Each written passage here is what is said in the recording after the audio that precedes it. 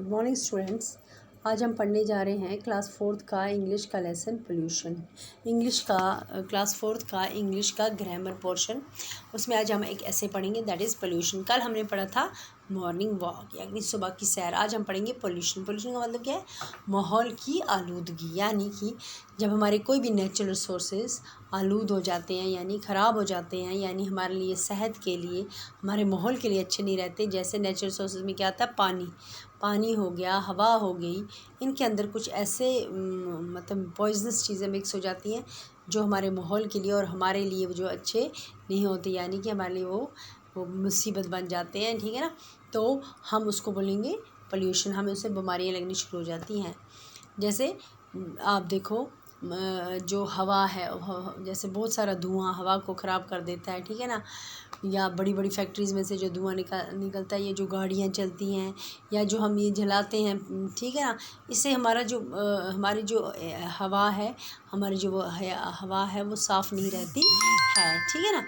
इसी तरह पानी के अंदर जब हम बहुत सारी गंद डालने शुरू कर देते हैं, नेचर जो पानी हमें जो पीने के काम, उसको हम साफ़ नहीं रखते, जैसे झीलों के अंदर, दरियाओं के अंदर, ये चीज़ें माहौल को आलूद कर देती हैं। Number first, pollution is an act of mixing some unwanted, यही जो मैंने कहा अनवांटेड एलिमेंट जो हमें नहीं ज़रूरत होते जब नेचुरल रिसोर्स के अंदर मिल जाते हैं। Second point, the main type of pollution are, दो तरह की पोल्यूशन होती है। एक होता है एयर पोल्यूशन, हवा की आलूदगी, दूसरा होता है पानी की, water pollution, and land pollution भी होती है, यानी कि ज़मीन की भी आलूदगी हो जाती है। Nature as well as human activities both are responsible for pollution. कौन सी चीज़ें रिस्पॉन्सिबल हैं, कौन जिम्मेवार है इस पोल्यूशन के लिए? दोनों, एक तो कुदरत और दूसरा इंसान, ज़्यादातर human activities, both are responsible for pollution. Natural natural cause of pollution are, जैसे अब नेचुरल रिसोर्सेज कैसे, मतलब नेचर हम होते हैं, नेचर भी रिस्पॉन्सिबल है, ह्यूमन भी। तो नेचर कैसे रिस्पॉन्सिबल है? Nature causes of pollution are, जैसे फ्लड, कभी ऐसा फ्लड आ जाता है कि पूरा वो डुबा के ही ले जाता है पूरा इलाका, या वहाँ पे फिर फ्लड के बाद बीमारियाँ फैलनी शुरू हो जाती हैं। ठीक है ना? तो इसका मतलब है नेचुरल काज है। ठीक है ना? खुद तो नहीं आया। ठीक है ना? इंसान का इसमें क्या है? तो नेचुरल है ये। तो फॉरेस्ट फायर, जब अचानक ही आग लग जाती है या वोल्केनो ब्रस्ट हो जाता है, ठीक है ना, ये कुछ नेचुरल काजेज़ है पोल्यूशन के। Pollution is not a national but a global problem. ये नहीं है कि एक कंट्री की प्रॉब्लम नहीं है, जैसे हमारी कंट्रीज़ की प्रॉब्लम है या फलाना कंट्री इसकी नहीं, ये पूरी वर्ल्ड की प्रॉब्लम है। वर्ल्ड की प्रॉब्लम है। क्या प्रॉब्लम है? पोल्यूशन। ठीक है ना? Reuse, reduce and recycle are the best measures. अब हम भी अपनी तरफ से कुछ अपनी तरफ से कंट्रीब्यूट कर सकते हैं, हम भी अपनी तरफ से कुछ ना कुछ दे सकते हैं पोल्यूशन को रोकने के लिए। कैसे? इंडिविजुअली, अपने अपने स्तर पे। कैसे? जैसे हम कोई भी चीज़ यूज़ करते हैं उसको रीयूज़ करो, फिर से उसका यूज़ करो। जैसे हमने गार्बेज आउट पढ़ा था। ठीक है ना? जैसे हम कूड़ा करकट फेंकते हैं, कुछ ऐसी चीज़ें जिनका रीयूज़ होता है, फिर से उसको बना के रिड्यूस, यानी मतलब कोशिश करो कूड़ा करकट कम करने की, या रिसाइकिल करके उसको यूज़ करो, आर द बेस्ट मेजर्स। इससे हमें पोल्यूशन नहीं होगा। Acid rain and global warming are the results of, देखो इससे क्या होता है फिर पोल्यूशन से?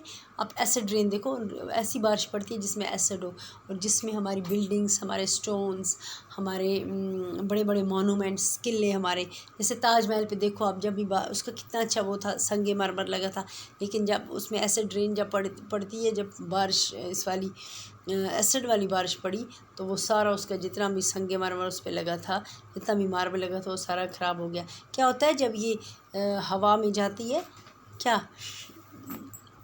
जब ये पोल्यूशन हवा में जाती है, तो जब पोल्यूशन हवा में जाती है, ठीक है ना, जैसे हवा में जाती है, वहाँ हमारी जो बारिश है, जो हमारी बारिश पड़ती है, उसको ख़राब कर देती है, उसको एसिड बना देती है। ठीक है ना?